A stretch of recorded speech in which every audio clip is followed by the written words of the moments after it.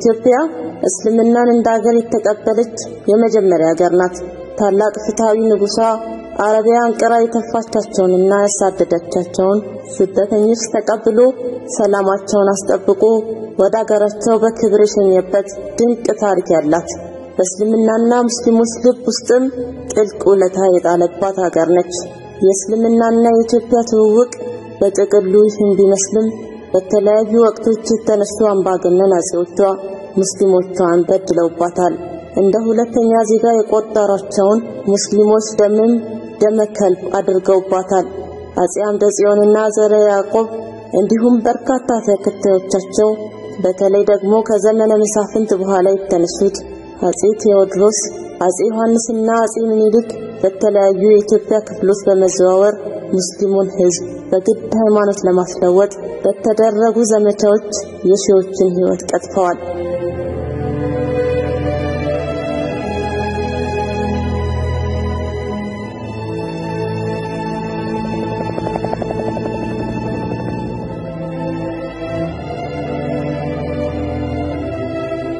ዘመናዊ የፖለቲካ ስርዓትን ከፊውዳሊዝም ጋር ቀላቅሎ ለ40 ዓመታት ሀገሪቱን የገዛው የኃይለ ሥላሴ አስተዳደርም ቢሆን ግልጽ የወጣ ጭቆናን ገለል በማድረግ በስውር በሚፈጽማቸው ደባዎቹ ሙስሊሙን ህብረተሰብ ከአገር ተሳታፊነት አግዷል። ከብሔራዊ ስሜት አግልሏል። የእስላም ሀገሩ መካ የአሞራ ሀገሩ ዋርካ በሚሉ ክፉ ልማዶች ተተብትቦ ሙስሊሞችን ከትምህርት ብርሃን አርቋቸዋል። በኢትዮጵያ የሚገኙ ሙስሊሞች ሲልም ግማሽ ዜጎችን ያንቋሽሽ ነበር። ላይላዩን ሃይማኖት የግል ነው፣ ሀገር የጋራ ነው በሚል ብሂል ያታለለ ሙስሊሞችን በሁለንተናዊ መልኩ ለማዳከም ህዝባዊ ኑሮ እድገት የሚባል ሚኒስቴር መስሪያ ቤት እስከማቋቋም ደርሶ ነበር። የሥርዓቱን ጸረ ሙስሊም አቋም ለዘመናት በተለያዩ ዘዴዎች ሲታገሉና ለመቋቋም ሲሞክሩ የቆዩት ኢትዮጵያውያን ሙስሊም አባቶቻችን በ1966 በሰላማዊ ሰልፍ ተቃውሟቸውን አሰሙ። 500,000 ያህል ሙስሊሞች በተሳተፉበት በዚህ እጅግ ታላቅ ሰላማዊ ሰልፍ የፍትህ ፈላጊ ሙስሊሞችና የሙስሊሙን የእኩልነት ጥያቄ የደገፉ ክርስቲያን ወንድሞቻቸው ድምጾች አስተጋቡ።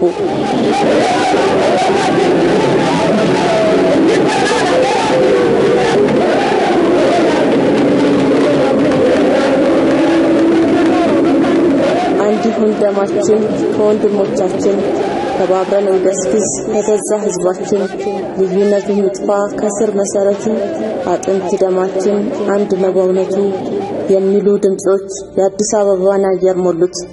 በወቅቱ የዩኒቨርሲቲ ተማሪ የነበሩት የአሁኑ ጠቅላይ ሚኒስትር መለስ ዜናዊ ወይም በቀድሞ ስማቸው አቶ ለገሰ ዜናዊ የሙስሊም ተማሪዎችን ጥያቄ በመደገፍ መፈክር በመጻፍና በሌሎች ተግባራት ሰልፉን ያግዙ ከነበሩት የክርስትና እምነት ተከታዮች አንዱ ነበሩ። ህዝበ ሙስሊሙ በዚህ ሰላማዊ ሰልፍ የንጉሠ ነገሥቱ ጠቅላይ ሚኒስትር ለነበሩት ልጅ እንዳልካቸው መኮንን 13 የመብት ጥያቄዎችን አቀረበ።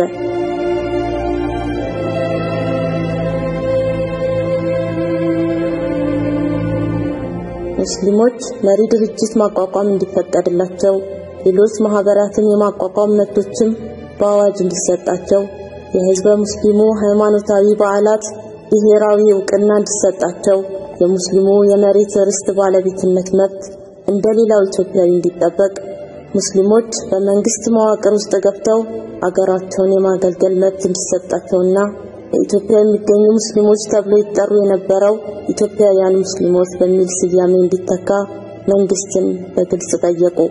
ግና የሙስሊሙን ድምጽ መስማት አሸፈረኝ ያለው ዘውዳዊ አገዛዝ በባዶ ሽንገላ ጊዜ ለመግደል ቢሞክርም በወራት ዕድሜ ውስጥ በደርግ መፈንቅለ መንግስት ከስልጣኑ ተወገደ።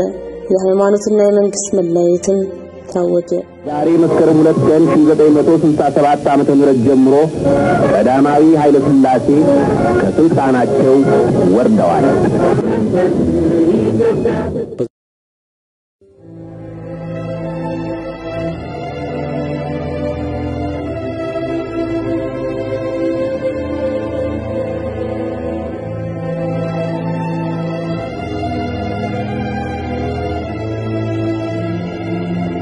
ህዝበ ሙስሊሙ በ1966 ያደረገውን ታላቅ የተቃውሞ ሰልፍ ተመለከተው ደርግ እንደ ድሮ ተጨቆኖ መኖር ያንገፈግፈውና ሰብአዊ መብቶችን የሚሻ ትውልድ እንደተፈጠረ በሚገባ ተረድቶት ነበር። በመሆኑም ህዝበ ሙስሊሙ የሚመራበትን ተቋም ለማቋቋም ባቀረበው ጥያቄ መሰረት ፈቃዱን ሰጥቶ ነበር። ገና በትረ ስልጣኑን ከመረከቡ የጭካኔ ተግባራትንና እርምጃዎችን ወስዶ የነበረውን አስፈሪውን የደርግ ወታደራዊ መንግስት ተጋፍጠው ለህዝበ ሙስሊሙ ለመታገል ግንባር ቀደም ሆነው የተገኙት ታላቁ ኢትዮጵያዊ ዓሊም ሐጂ መሐመድ ሳኒ ሀቢብና ባልደረቦቻቸው ነበሩ። እኒህ ታላቅ ዓሊም በግል ተነሳሽነቱን በመውሰድ ከፍተኛ አስተዋጽኦ አድርገዋል። ለኢስላም አንገታቸውን ለመስጠት በቅጽበት እንኳን የማያመነቱት እኒህ አባት ኋላ በደርግ የጭካኔ በትር ሁለት ልጆቻቸው የቀይ ሽብር ሰለባ ሲሆኑ እንኳን ለኢስላም መታገላቸውን አላቆሙም።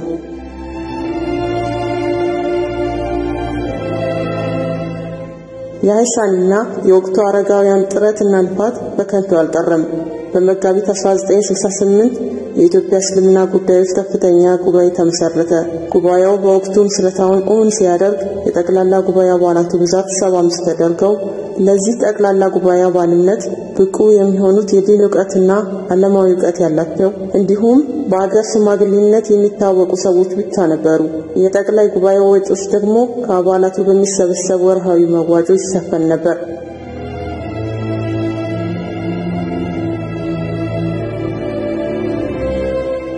ምንም እንኳን ጉባኤው የኢትዮጵያ ሙስሊሞች ብቸኛ ወካይ ድርጅት ተብሎ በ1968 ቢቋቋምም ለ10 ዓመታት ያህል ይህ ነው የሚባል ስራ ሲያከናውን ቆይቷል። ለዚህ ደግሞ ተጠያቂ ተደርጎ የሚቀርበው ጸረ ሃይማኖት የነበረው የደርግ መንግስት ነው። ደርግ ምንም እንኳን በፖለቲካ ርዕዮተ ዓለሙ ጸረ ሃይማኖት የሚባል ቢሆንም የቤተ ክርስቲያንን አመራር ከመንግስት አስተዳደር በማፋታትና ሙስሊሙን ከአሰቃቂው የአጼዎች ስርዓት በማላቀቅ ረገድ ያገኘው ድል አመርቂ የሚባል ነበር። ይህም ሆኖ ግን ደርግ ለመጅልሱ ሙሉ ነፃነት ለመስጠት አልፈቀደም። የጉባኤው መስራች ሐጂ መሐመድ ሳኒ ሀቢብም ይህ ነው የሚባል ስራ በተቋሙ በኩል መስራት ሳይችሉ ቀርተው ወደ አኼራ ሄዱ። ብዙ ስራዎችን መከወን ያልቻለው መጅልስም የደርግን ዘመነ መንግስት ያለ ውጤት አጠናቀቀ። የደመናት የህዝባችን ብሶት የወለደው ጀግናው የኢህአዴግ ሰራዊት ደርግ ሲጠቀምበት የነበረውን የአዲስ አበባ ሬዲዮ ጣቢያ የሰፊው ህዝብ ጥቅም ተቆጣጥሮታል። ግንቦት 20 1983 ዓመተ ምህረት በግንቦት 20 1983 ኢህአዴግ ስልጣን ሲቆናጠጥ ሁኔታዎች ተለውጠው ከደርግ መንግስት ጋር ተባብሮ ህዝበ ሙስሊሙን ለስቃይ ሲዳርግ የቆየው መጅልስና የሐጅና ዑምራ ኮሚቴ መፍረስ አለባቸው ሲል ሙስሊሙ ህብረተሰብ ጥያቄውን አቀረበ። ይህን የህዝቡን ጥያቄ በመንተራስም የድሮውን መጅልስ አፍሶ አዲስ መጅልስ ለመመስረት ጥረት መደረግ ጀመረ። ሆኖም ስልጣን ላይ ያለውን የድሮውን መጅልስ አመራር ለማውረድና በአዲስ ለመተካት ጥረት በሚያደርጉት ወገኖችና ስልጣን ላይ ባሉት መካከል ሰጣ ገባና ግጭት ተጀመረ።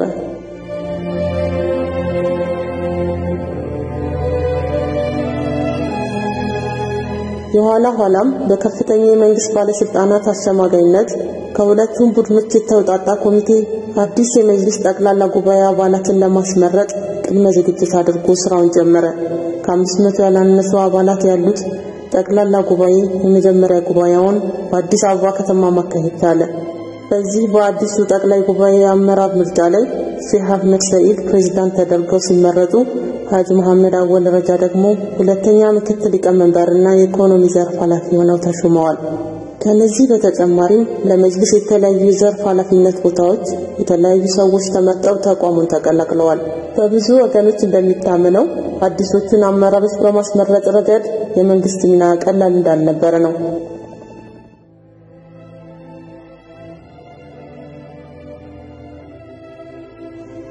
አዲስ የመጅልስ አመራር ስራ በጀመረ በቀናት ዕድሜ ውስጥ ከወደ መጅልስ ቢሮ የተሰማው ዜና ግን አስደንጋጭ ሆነ። መጅልሱ ከኔ ውጪ የሆኑ ሌሎች እስላማዊ ማህበራትና ኤንጂኦዎች እኔ የምሰራውን ስራ የሚሰሩ በመሆኑ መኖራቸው ትርጉም የለውም በሚል እሳቤ እስላማዊ ማህበራት ሁሉ መፍረስ አለባቸው የሚል ውሳኔ ያሳለፈ። መጅልሱ በዚህ ውሳኔው በርካታ መርቂ ተግባራት ሲያከናውኑ የነበሩ እስላማዊ ድርጅቶችን ህልውና ካደ።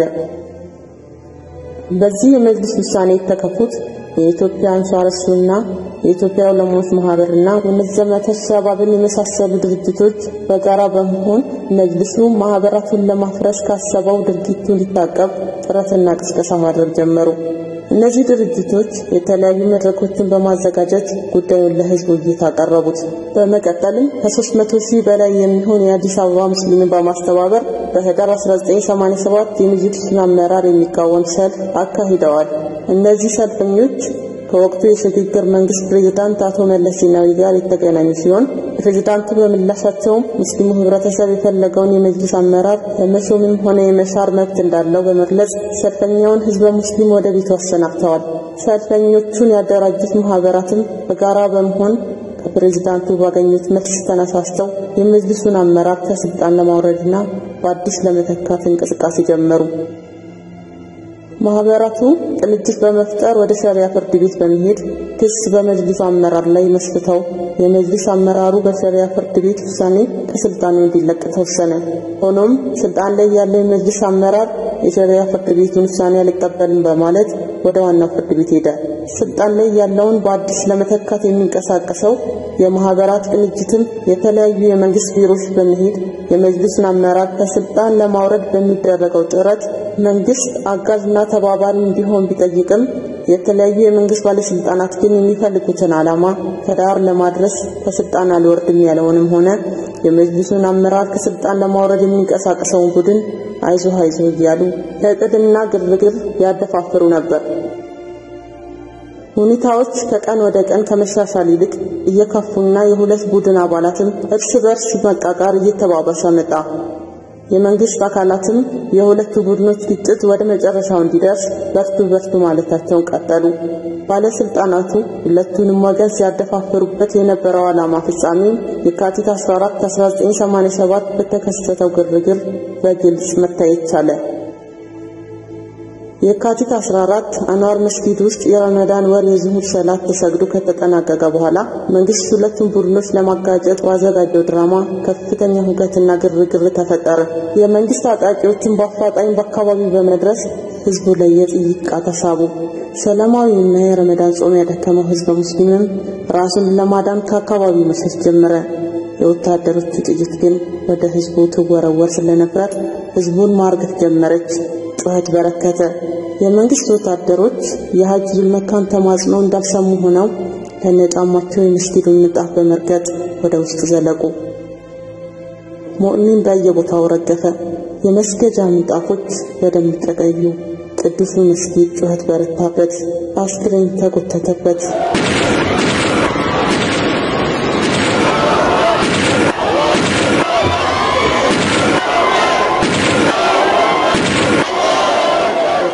የአስር ሙስሊሞች ነፍስ እንደ ቀልድ ተቀጠፈ።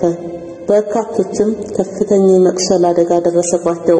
መንግስትም የፈጠረውን የግርግር ድራማ ተከትሎ በዲን የሚሰሩ ግለሰቦችን ሁሉ ከዚያው ዕለት ምሽት ጀምሮ በገፍ ወደ ወህኒ አጋዘ። የዲን ትምህርትና መድረሳ የሚያስፋፉ ግለሰቦች ሙስሊሙን ስለመብቱ የሚያስተምሩና የህዝቡን ንቃተ ህሊና ለማዳበር የሚጥሩ ሁሉ በግርግሩ ሰበብ የመንግስት ኢላማ ሆኑ። ድርጅቶችና ተቋማትን ተዘጉ። ሙስሊሙ ህብረተሰብ ብዙ ዓመታትን ወደ ኋላ እንዲጓዝ ምክንያት ሆነ። መንግስት በወቅቱ ያሰራቸውን ሰላማዊ ሰዎች ልክ እንዳሁኑ በሽብር ተግባር ተሰማርታችኋል ብሎ ቢወነጅላቸውም ከዓመታት እንግልት በኋላ ግን ምንም ወንጀል ሳይገኝባቸው ከ25 በላይ ሰዎች በነጻ ተለቀዋል። ከዚህ በኋላ ነበር መጅልስ በመንግስት እጅ እንዲገባ ተደርጎ አቅሙ የተልፈሰፈሰና ለህዝብ የማይሰራ ሸክም ሆነው። የመጅልሱ አመራር አባላትም ምርጫ የማይታሰብ ሆነ። መንግስት ከዚያው ወቅት ጀምሮ ለመጅልሱ ቁልፍ የአመራር ቦታዎች በደህንነት መስሪያ ቤቱ በኩል የሚመለመሉ ሰዎችን በጓሮ በር መሾም ጀመረ። መጅልሱም ያለ ስሙ ከእኔ በላይ ላሳር እያለ በእብሪት መወጠር ጀመረ።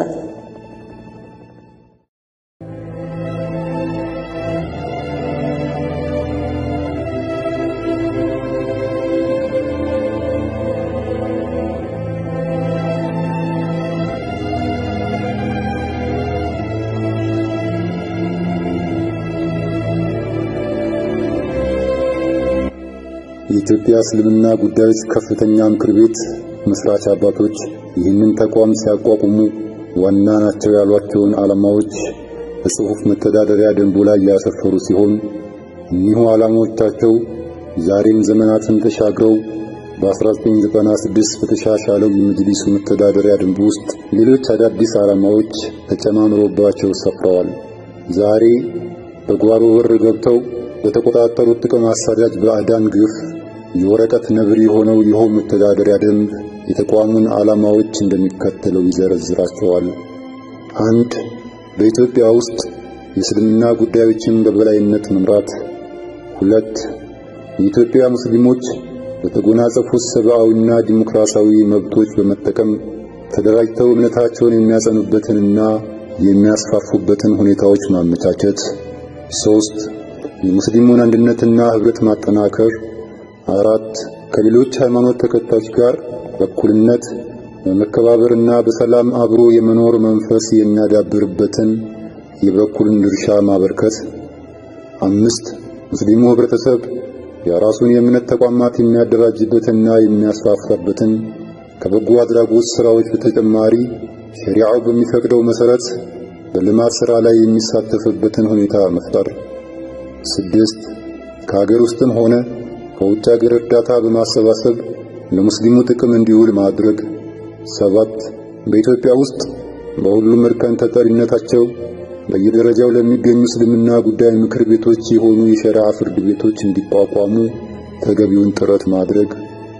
8. በእስላማዊ ሥራ ላይ የተሰማሩትን አካላት ለማደራጀት እንዲሁም ችሎታቸውን ለማሻሻልና አቅማቸውን ለመገንባት ተገቢውን ጥረት ማድረግ። 9. የሐጅና ዑምራ ሥራዎች ሃይማኖታዊ ግዴታ በመሆናቸው መጅሊሱ ተጓዥ ምዕመናን ያለምንም ጣልቃ ገብነት ከቀበሌ እስከ ሀገር አቀፍ የሃይማኖታዊ ማጣሪያ ፎርም በማዘጋጀት በብቸኝነት ማደራጀትና መብት ማስፈጸምና መቆጣጠር። 10. ለሙስሊሞች መብትና ጥቅሞች መከበር መታገል። 11. እስላማዊ ዳዕዋን ወይም ትምህርትን ማስፋፋት መቆጣጠር። 12. የኢትዮጵያ እስልምና ጉዳዮችና ተቋሙን በተመለከተ ከዓለም አቀፍ ተቋሞች ወይም ድርጅቶች፣ ካቻ ማህበራት፣ ከህዝባዊና ከግል ድርጅቶች እንዲሁም ግለሰቦች ጋር ግንኙነት ማድረግ። 13.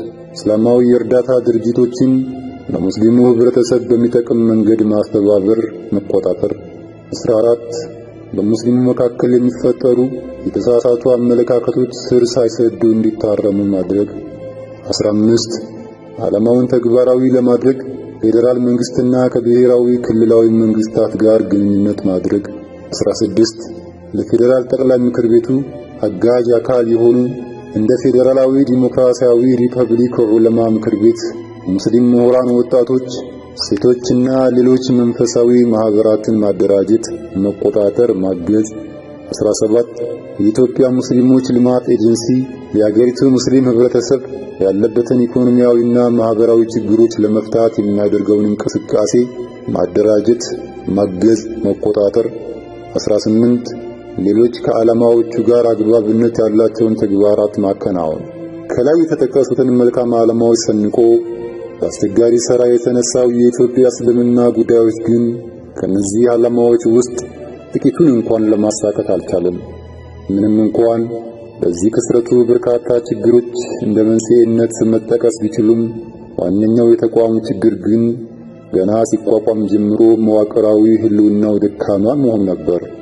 በአፄ ኃይለ ሥላሴ በላይ ጠባቂነት የተቋቋመው የኢትዮጵያ ኦርቶዶክስ ተዋሕዶ ቤተክርስቲያን ሲኖዶስ ህልውናውን ያገኘው በአዋጅ ወይም በቻርተር ሆኖ ሳለ መጅሊሱ ግን ይህንን ማዕረግ በጭራሽ አላገኘም። ከንጉሱ ዘመን ጀምሮ ነጋሪት ጋዜጦች በታተሙላት ህጋዊ መብቶቿ እጅግ ጠንካራ ሥራ መስራት የቻለችው የኦርቶዶክስ ቤተክርስቲያን በአዋጅ በተሰጣት መብት መሰረት ለህልውናዋ ምንም አይነት ቅድመ ሁኔታ አልተቀመጠም።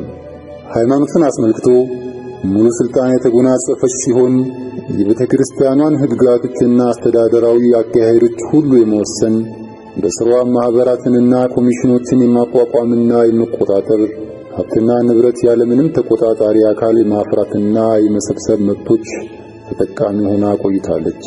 ምንም እንኳን ቤተክርስቲያኒቱ መዋቅሯን ከማንኛውም አይነት የመንግስት ጣልቃ ገብነትና ቁጥጥር የመጠበቅ በአዋጅ የተሰጣት መብት ያላት ቢሆንም የኢህአዴግ መንግስት ግን የሚፈልገውን ሰው በጳጳስነት እስከ መሾም በመድረሱ በርካታ አማኞች ከፍተኛ ቅሬታ ተሰምቷቸዋል። በ1987 በጸደቀው ሕገ መንግስት የሃይማኖቶች ሁሉ እኩልነት የታወጀ ቢሆንም ከነዚህ መብቶች ውስጥ አንዱን እንኳን ለማግኘት ያልታደለው መጅሊስ ግን ከተራ ኤንጂኦ የዘለለ ዕውቅና በመንግስት አልተሰጠውም። ይህ በስክሪኑ ላይ የምትመለከቱት በጥር 1997 ከፍትህ ሚኒስቴር ለመጅሊሱ የተሰጠ የፍቃድ ወረቀት ሲሆን ይኸው የተራ ኤንጂኦ ፍቃድ የሚያገለግለው እስከ 2000 ዓመተ ልደት መሆኑን እዚያው ላይ ተጠቅሷል። በተጠቀሰው የማብቂያ ጊዜ መጅሊሱ የበጀት ዓመት ክንውኑንና የኦዲት ምርመራ ውጤቱን እንዲሁም ሌሎች አስፈላጊ ናቸው የተባሉ መረጃዎችን ሁሉ አስመርምሮ አዲስ የፍቃድ ምስክር ወረቀት ማውጣት ያስፈልገዋል። ፍትህ ሚኒስቴር አስፈላጊ መስሎ ከታየውም ፈቃዱን ነጥቆ ድርጅቱን ሊዘጋው ይችላል። የሃይማኖት እኩልነትን አስከብሬያለሁ እያለ የሚፎክረው የኢህአዴግ መንግስት ግን ይህንን ልዩነት እስካሁን ለመፍታት ፈቃደኝነቱን አላሳየም። ይልቁንም ተቋሙን ለከፍተኛ ጣልቃ ገብነት አጋልጦታል።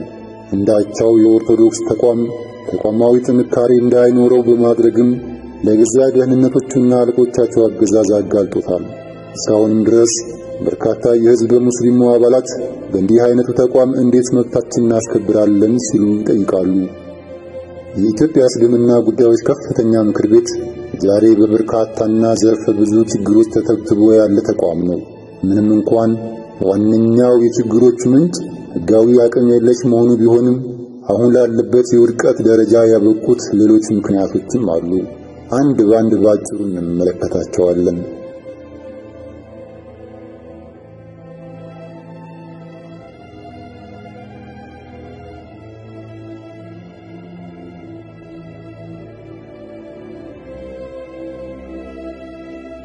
ከዲሞክራሲያዊ ስርዓቶች ትሩፋት አንዱና ዋነኛው መሪዎችን የመምረጥ መብት ሲሆን የሃይማኖት ተቋማትም ቢሆኑ ከዚህ ህግ ውጭ እንዳልሆኑ ይታወቃል።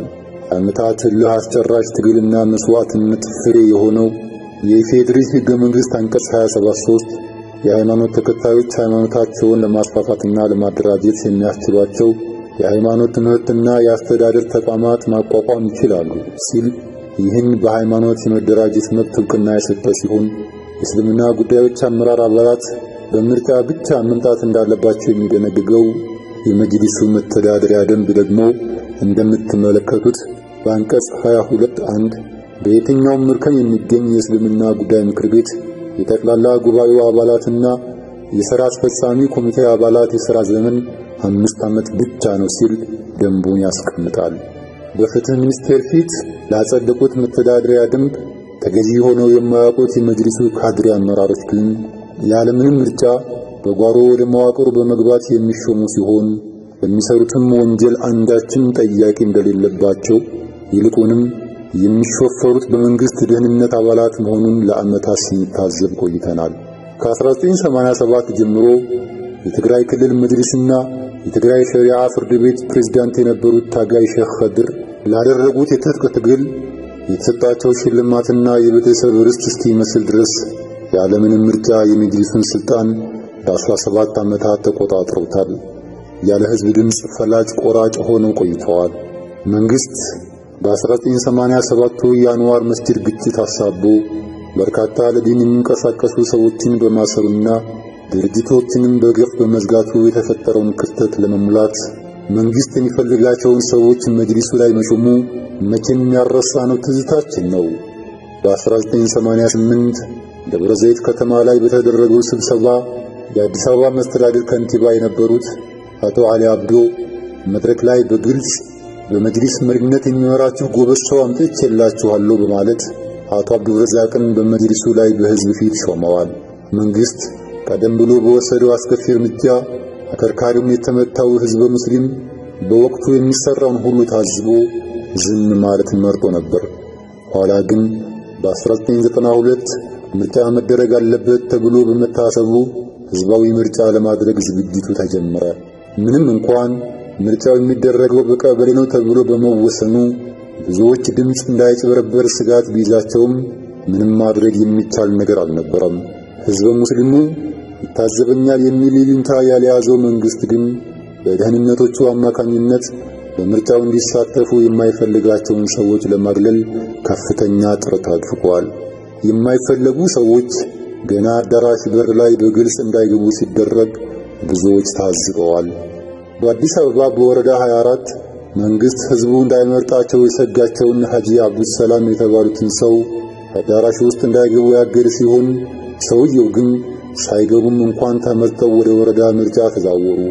ወረዳ ላይም ግን ሁለተኛ ድርስ እንዳይሉ በደህንነቶች ማስፈራሪያ የተባረሩ ሲሆን እስካሁን የአዲስ አበባ መጅሊስ ጸሐፊ የሆነውና ከዚያ ቀደም ከቀበሌ አስተዳደር በሙስና የተባረረው ካድሬ አቶ ሁሴን ኑረዲን ቦታቸውን በጉልበት ወስዶ እስካሁንም ኡማውን አዛ ማድረጉን ቀጥሏል። በወቅቱ ሐጂ አብዱሰላምና ሌሎች ህዝብ መጥቷቸው ሳለ በደህንነቶች የተባረሩ 43 ተመራጮች አፈጉባኤ ዳዊት ዮሐንስ ዘንድ ሄደው አቤቱታ ያቀረቡ ቢሆንም ይጣራል በሚል ጉዳዩ ተረሳስቶ እንዲቀር ተደርጓል። በጅማ ከተማ በተደረገው ምርጫ የሆነውም ቢሆን ከዚህ የተለየ አልነበረም። ምርጫው በድንገትና በሚስጥር እንዲከናወን ታቅዶ የነበረ ቢሆንም የጅማ ህዝብ ግን ምርጫውን ላለማስነካት ባደረገው ከፍተኛ ጥረት ቅን አሳቢዎች እንዲመረጡ ተደርጎ ነበር።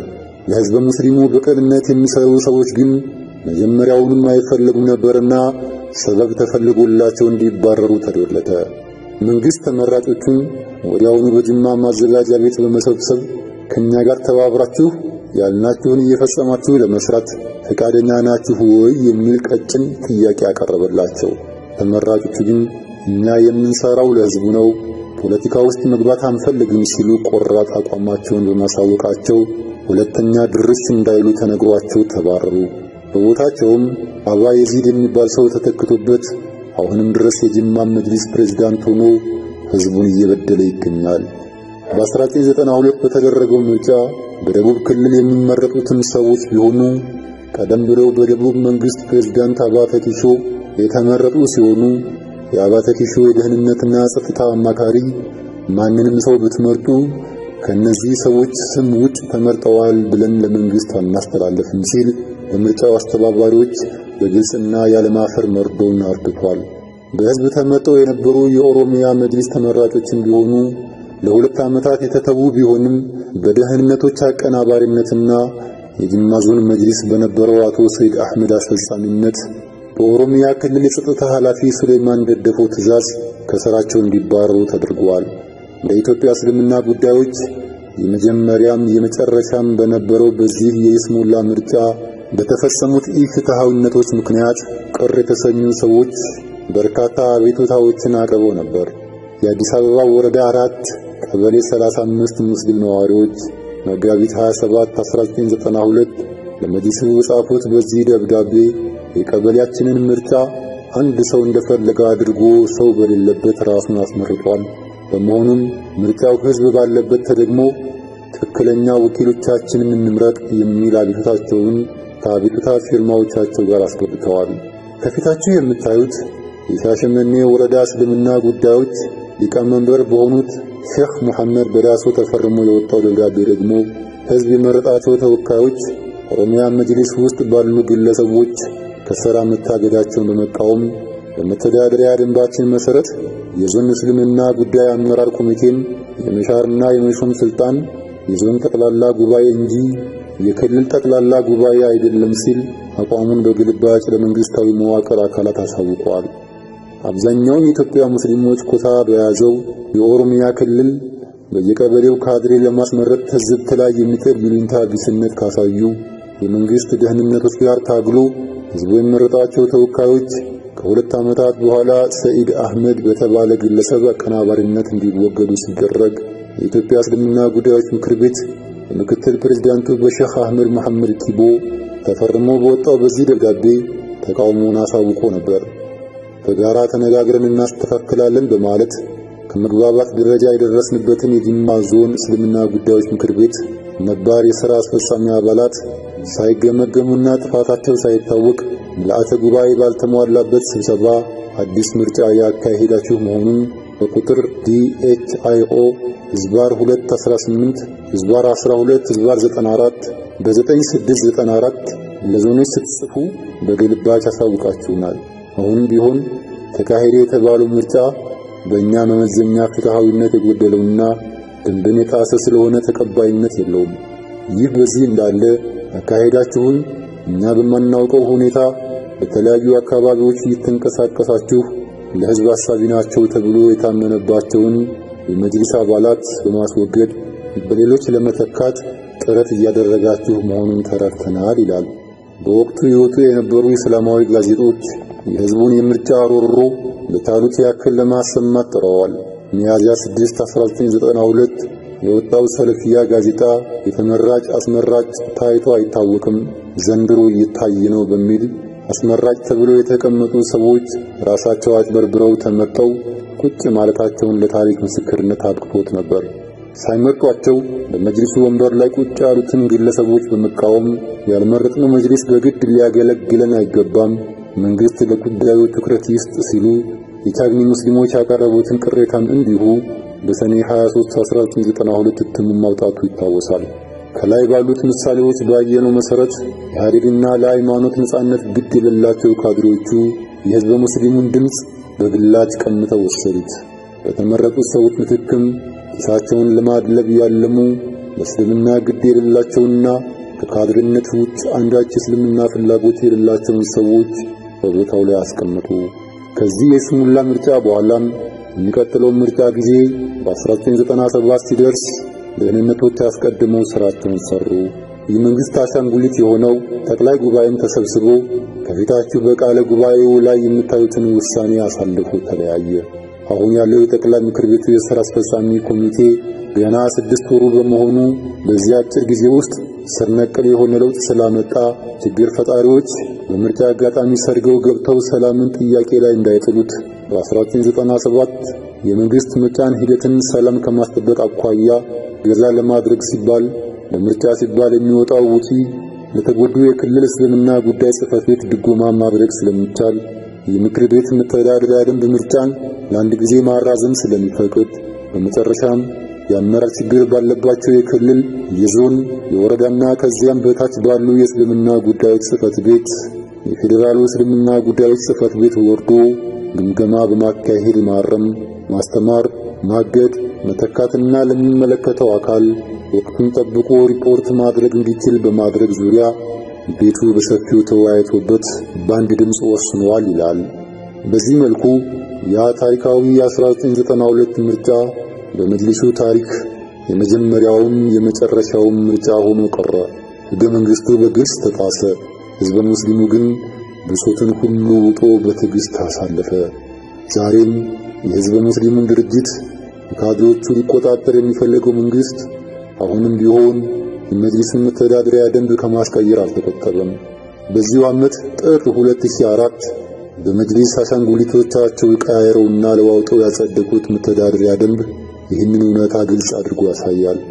በአንቀጽ 42 ንዑስ አንቀጽ 1 በየትኛውም እርከን የሚገኝ የእስልምና ምክር ቤት የጠቅላላ ጉባኤው አባላትና የሥራ አስፈጻሚ ኮሚቴ አባላት የሥራ ዘመን 10 ዓመት ነው። ሆኖም እንደ አስፈላጊነቱ በሁኔታዎች አስገዳጅነት በጠቅላላ ጉባኤው ከተወሰነ የምርጫውን ጊዜ ማራዘም ይቻላል በማለት ያለምንም ምርጫ ከ10 ዓመት ጀምሮ ላልተወሰነ ጊዜ ካድሬዎቹ በስልጣን ላይ መቆየት የሚችል መሆኑን ይደነግጋል።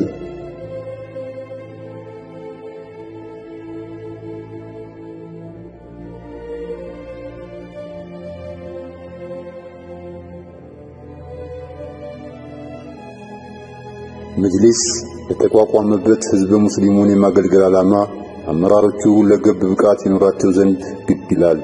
ይህ ይሆን ዘንድ ያልፈቀዱት የኢህአዴግ ደህንነቶች ግን ወደ ተቋሙ በጓሮ የሚያስገቧቸው ሰዎች በሙሉ እጅግ ብቃት አልባና መሐይማን ብቻ ናቸው። ተቋሙ በመተዳደሪያ ደንቡ ለአመራር የሚመጡ ሰዎች ብቃት ላይ በግልጽ የሚያስቀምጠው ነገር አለመኖሩም ለዚሁ ችግር የራሱን ሚና ተጫውተዋል። የኢትዮጵያን ግማሽ ሕዝብ ወክላሉ የሚለው ተቋም መሪዎች የትምህርት ደረጃቸው እጅግ ዝቅተኛ መሆኑ ይታወቃል።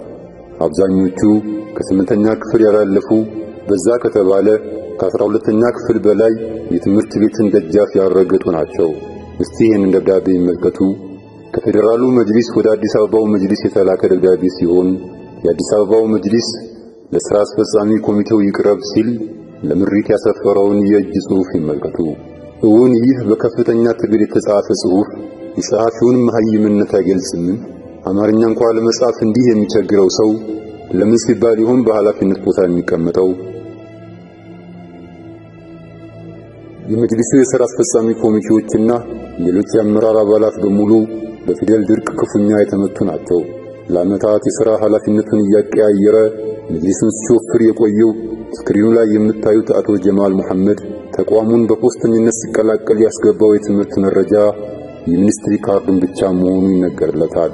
ይህ መሐይምነቱ እንዳይነቃበት ከፍተኛ ጥረት የሚያደርገው አቶ ጀማል ግን መጅሊሱ ገዝቶ በሚያስተዳድራቸው ጥቅም አሳዳጅ ጋዜጦች ዶክተር የሚል ማዕረግ ከስሙ በፊት በማስቀመጥ የተማረ ሰው ለመምሰል ይሞክራል። ገና የሁለተኛ ትምህርት ቤት ደጃፍ ያረገጠ ሆኖ ሳለ ከአምስተርዳም ዩኒቨርሲቲ በግጭት አፈታት ተመርቄያለሁ እያለ ሰዎችን ለማታለል ይሞክራል። ጋዜጠኞች በሚገኙባቸው ስብሰባዎች ላይም ጋዜጠኛ ነኝ እያለ እስከ መገኘት ደርሷል። ይህ በአመራሮቹ ሆን ተብሎ እንዲሰናከል የተደረገ ተቋም ይህን መሰል መሐይማንን ይዞ ከቶ የት ይደርስ ይሆን?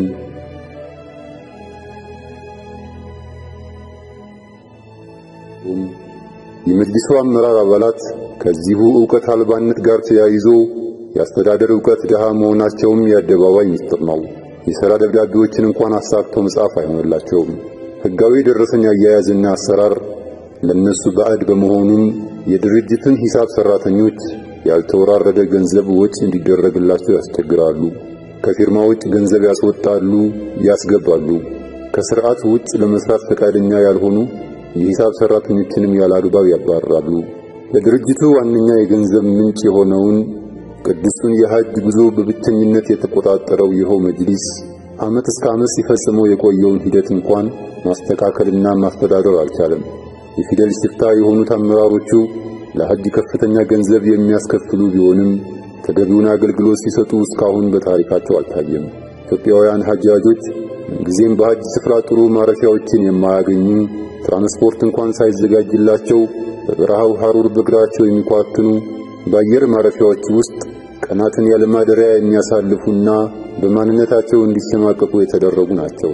ለዲናቸው ግድ የሌላቸው ሼኽ ተብዬ ካድሬዎች ግን ሐጅን ለማስተናበር አበል በገፍ እየተከፈላቸው ሳለ ሐጃጆችን በመኻደም ፋንታ በምርጥ ሆቴሎቻቸው ክፍል ውስጥ በኢቲቪ ድራማ ይከታተላሉ።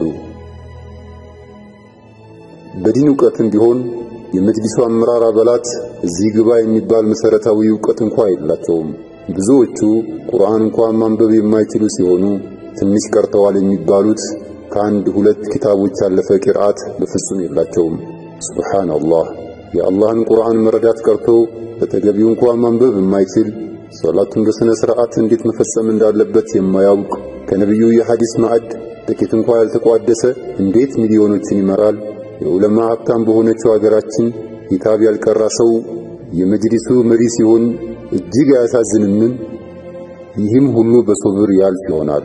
የመጅሊሱ አመራሮች በስነ ምግባርና ስብዕና ያሉበትን አዝቅት ማየት ግን በእርግጥም ልብ ይሰብራል። በጓሮ በር ተሽሎክልከው በህዝበ ሙስሊሙ ተቋም የሚርመሰመሱት ሰዎች በስነ ምግባር እጅግ የወደቁ ናቸው።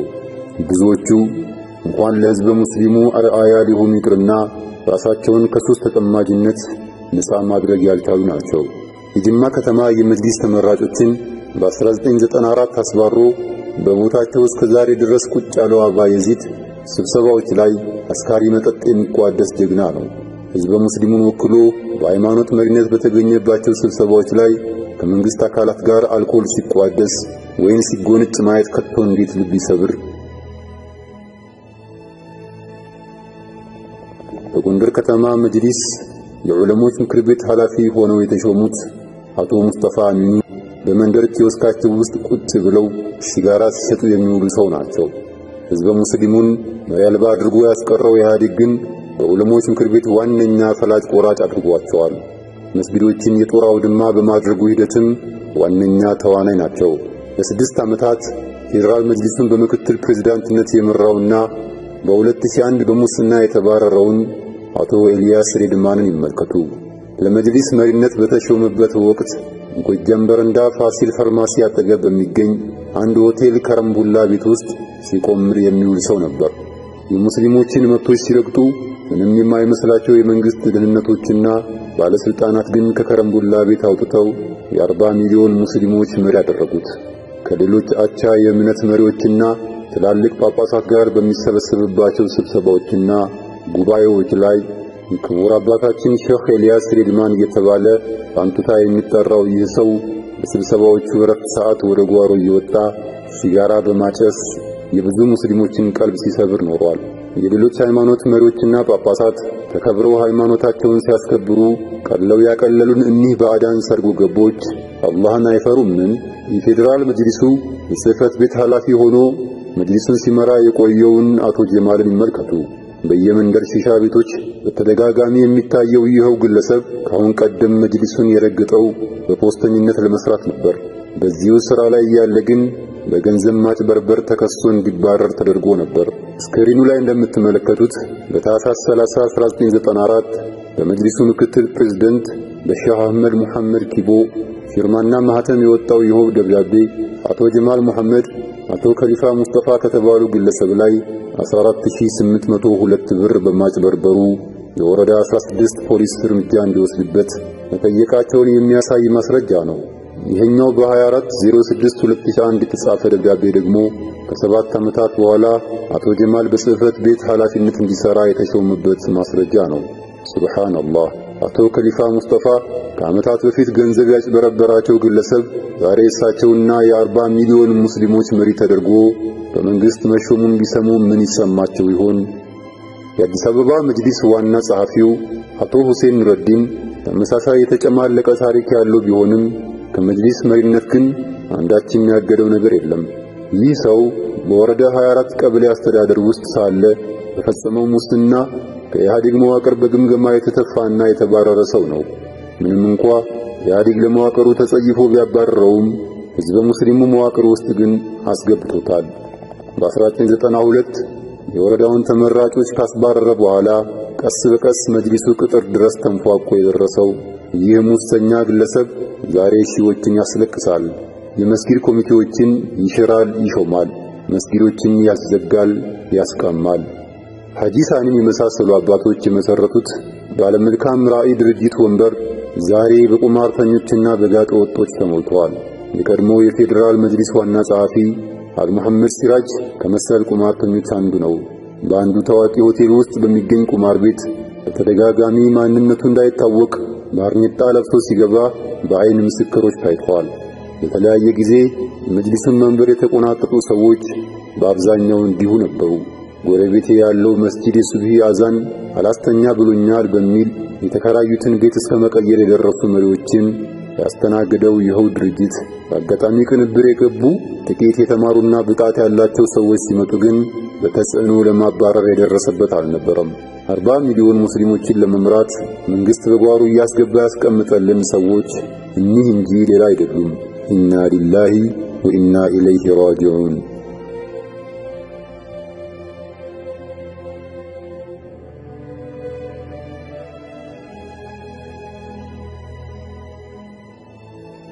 ወቅቱ 1999 ነበር። ለዓመታት በተቃቀኑ የሐሳብ ልዩነቶች እስላማዊ ወንድማማችነት መደፍረሱን ያስተዋሉ ዑለሞቻችን ተሰባስበው በልዩነቶቻቸው ዙሪያ መወያየት ጀመሩ። የሚያለያዩን አጀንዳዎች ጥቂት፣ አንድ የሚያደርጉን ግን ሺዎች ናቸው። ተራርቀን የጎሪጥ መተያየቱ ይብቃ፣ ተዋደን ህዝብ ሙስሊሙን እናዋደው የሚል ቁርጠኝነታቸውን በርካቶችን አስደሰተ።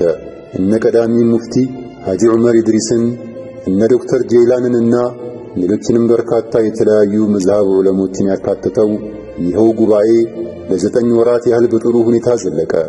ዑለሞቹም የወንድማማችነትና የአንድነት ስሜት ገነቡ። ሙእሚኖች አንድ ልንሆን ነው በሚል ተስፋ ተሞልተው መጨረሻውን ይጠባበቁ ጀመር። በ9ኛው ወር ግን ያልተጠበቀው ተከሰተ።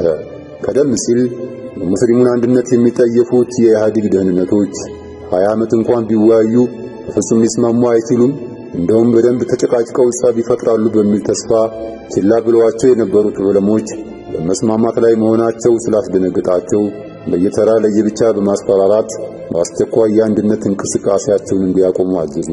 መጀመሪያ አዲስ አበባ መጅሊስ ዋና ጸሐፊ የሆነውን ሐጂ መሐመድ አወል ነጋን አስፈራሩ። ከዚያም የመጅሊሱ ምክር ቤት አባል የሆነውን አቶ አህመድ ኢማኑን አስፈራሩ። በመቀጠልም የኑር መስጂድ ምክትል ኢማም ሼክ ሰይድ ከጉባኤው እንዲወጡ ቀጭን ትዕዛዝ ተሰጣቸው። የአንዋሩ ሐጂ ጣህም እንዲሁ ውጣ ተባለ። በመንግስት ደህንነቶች ማስፈራሪያ ፊት አንዳች አቅም የሌላቸው የጉባኤው አባላት ዑለሞች ቀልባቸው እንደተሰበረ ጉባኤውን ተራ በተራ እየለቀቁ ይወጡ ጀመር። ሙፍቲ ሐጂ ዑመር ግን ደህንነቶች እንዲያቆሙ ሲያዟቸው እኛም ለሀገራችን ደህንነቶች ነን፣ ለምን አንድ አትሆኑ ትሉናላችሁ በማለት ቁጣቸውን ገልጸዋል። የወቅቱ የመጅሊስ ምክትል ፕሬዝዳንት የነበረው አቶ ኤልያስ ሬድማንም ጉባኤውን ለማስቆም ላይ ታች በመውረድ ከዑለሞች ጋር ተጣላ። በመጨረሻም እሱ እንዲወርድ ሲደረግም አሁን በስልጣን ላይ ያለው የአቶ አህመዲን አብዱላሂ ካቢኔ ጉባኤው የኔ ስራ ነው በሚል በዱ በሙሉ ከበተነው በኋላ ሐጂ ዑመርም ቀድሞ ከያዙት ቦታ ተነስተው ምንም አይነት ተጽዕኖ መፍጠር ወደማይችሉበት የአውቃፍ ዘርፍ ኃላፊነት ተዛወሩ። የመዛወራቸው ሰበብም አንድነት ትላለህ የሚል ነበር። የአቶ አህመዲን ካቢኔም ዛሬ የአንድነት ጸር የሆነውን የአህባሽ ጠመቃ ዘመቻውን ጀምሯል። ይህ ሙስሊሙን የመከፋፈልና አንድ እንዳይሆን የማድረግ ሴራ ለዓመታት በጓሮ በር ስልጣን ላይ በሚቀመጡት የመጅሊስ መሪዎች ሲተገበር የቆየ ነው። ድርጅቱ ሙስሊሙ ህብረተሰብ አባት እንደመሆኑ የመዝሃብ ልዩነቶችን አቻችሎና አስማምቶ ማስተዳደር ሲገባው አንዱን ከሌላው ጋር ለማጋጨት የተለያዩ ስያሜዎችን በመስጠት ልዩነቱን ያጋግላል። ይህን የመዝሃብ ዘረኝነት የሚያራምደውም መተዳደሪያ ደንቡን ከማሻሻል ጀምሮ ነው። በ1996 የተሻሻለው የኢትዮጵያ እስልምና ጉዳዮች ጠቅላይ ምክር ቤት መተዳደሪያ ደንብ አንቀጽ 22 ንዑስ አንቀጽ 5 በየትኛውም መከን የሚገኙ የእስልምና ጉዳይ ምክር ቤቶችና የሥራ አስፈጻሚ ኮሚቴዎች ከጽንፈኝነት፣ ከወሃቢያ፣ ከተክፊር እንደ አጠቃላይ ከችግር ፈጣሪዎች ነፃ የሆነ መሆን አለበት ሲል በንዑስ አንቀጽ 6 ደግሞ በየትኛውም መርከን የሚገኝ የኢትዮጵያ እስልምና ጉዳይ ምክር ቤት መመረጥ የሚችለው የሀገር አቀፉ ዑለማ የሰጠውን ፈትዋ የተቀበለ መሆን አለበት በማለት የመዝሃብ ልዩነቶችን አቻችሎ እንደማይሄድ ይገልጻል። ከሌሎች ሃይማኖት ተከታዮች ጋር ተቻችሎ የመኖርን መርህ ለማስፈን በሚል በጀት መድቦ የሚንቀሳቀሰው መጅሊስ ግን እንደ አባት ድርጅት ጽንፈኝነት ቢኖር እንኳን ስህተቶችን ለማረም የጋራ የወንድምነት ስሜት ሁሉን አቀራርቦ መስራት ሲገባው ሙስሊሞች ላይ የተለያዩ ስሞችን እየለጠፈ የመዝሃብ ዘረኝነትን ያስፋፋል። ሌሎችን ለማቀራረብ ለፋለሁ እያለ ሙስሊሞችን ግን ያርቃል። በ1992 የእስልምና ምክር ቤቶች ምርጫ ወቅት መጅሊሱ ልዩነት ፈጣሪና ከፋፋይ ብሎ የሰየማቸውን ሙስሊሞች እንዳይገቡ ማጭበርበሩንና ምርጫውን ሆን ተብሎ ዲሞክራሲያዊ እንዳይሆን እንደተደረገ በድፍረት የሚናገረው በሙስሊሙ መካከል እየተካሄደ ያለውን ክፍፍል ለመግታት የቀረበ ጽሑፍ የሚለው ይህ ሰነድም የመጅሊሱን ህገወጥ አካሄድ በግልጽ የሚያሳይ ነው። ምርጫው በዲሞክራሲያዊ መንገድ መካሄድ ያለበት ከተባለ ትክክለኞቹም ሆኑ ከፋፋዮች የድምጽ ምርጫ ካገኙ ይመረጣሉ ማለት ነው። በሁለተኛው ዙር የመጅሊስ ምርጫ ከፋፋዮች ተመርጠው ወደ መጅሊስ እንዳይገቡ ለማድረግ በስውርና በተለያዩ ዘዴዎች በመጠቀም ዲሞክራሲያዊ በሆነ ዘዴ ተከላክለናል ሲልም ይገልጻል። ሱብሃንአላህ። ልዩነት የሚስተካከለው ሰዎችን መርጦ በማግለልና በማራቅ ነውን? በ2003 የጅማ መጅሊስ ባዘጋጀው የሁለት ቀን የሰላምና የመቻቻል ጉባኤ ላይም የጅማ ሙስሊሞችን ወሃቢያና ሱፊያ በሚል አቧድኖ መስጂድ ለመቀማት በመንግስት ኃላፊዎች ፊት መድረክ ላይ የመጅሊስ አመራር አባላት ያደረጉት ንግግር በወቅቱ ብዙዎችን አሳዝኖ ነበር። ይህ ሁሉ አንድነትን የመጥላት አባዜ የሙስሊሙን አንድ መሆን ከማይፈልጉ አካላት የተጣለብን እገዳ መሆኑ ግልጽ ነው። ከበርካታ ዓመታት በፊት የኢህአዴግ ቅርብ የነበሩት ሼክ አብዱራህማን ሙዳ የተባሉት የመጅሊስ ፕሬዝዳንት ሙስሊም ዑለሞችን ወደ አንድነት ለማምጣት የሚያደርጉትን ጥረት እንዲያቆሙ ቀጭን ትዕዛዝ ከመንግስት የተሰጣቸው ሲሆን አንድነት ማለትህን አቁም በሚል ልክ እንደ ችግር ተቆጥሮ ማስጠንቀቂያ ተሰጥቷቸዋል። በ1990ዎቹ የመጅሊሱ ፕሬዝዳንት የነበሩት ሐጂ ኑሩ ሙሳም ቢሆን ዑለሞችን ወደ አንድነት ለማምጣት ብዙ ተስፋ ሰጪ ጥረቶችን ካደረጉ በኋላ ወዲያውኑ ከስልጣን ወርደው በሌሎች እንዲተኩ የተደረገው ሙስሊሙ ህብረተሰብ ተከፋፍሎ እንዲቆይ የመንግስት ፍላጎት በመሆኑ ነበር። ሱብሃንአላህ። ይህ ወንድማማችነትን በመንግስት የተከለከለ ሙስሊም ህብረተሰብ ችግሩ የሚያበቃው መቼ ይሆን?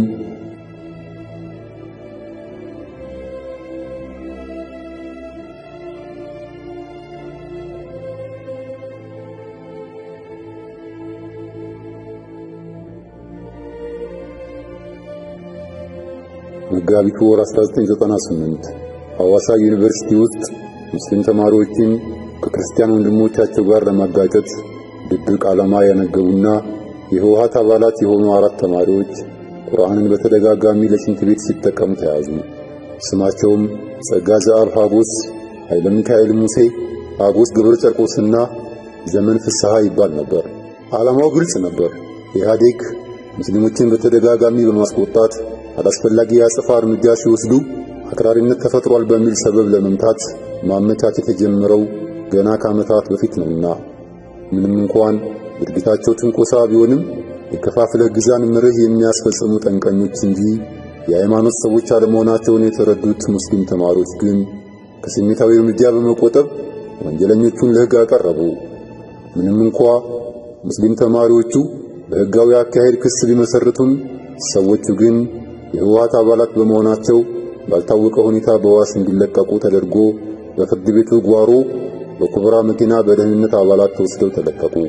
ይህ ፍርደ ገምድልነት በፈጠረው አገራዊ ቁጣ ምክንያት ጉዳዩ የከነከናቸው የባህር ዳር ሙስሊም ነዋሪዎች በሚያዝያ 1998 የሕገ መንግሥቱ አንቀጽ 30 ንዑስ አንቀጽ 1 በሚፈቅድላቸው መሰረት በአዋሳና በከሚሴ ቁርአን ላይ ለተፈጸመው አላግባብ ተግባር በሰላማዊ ሰልፍ ተቃውሟቸውን ለመግለጽ በዚህ ደብዳቤ ፈቃድ ይጠይቃሉ።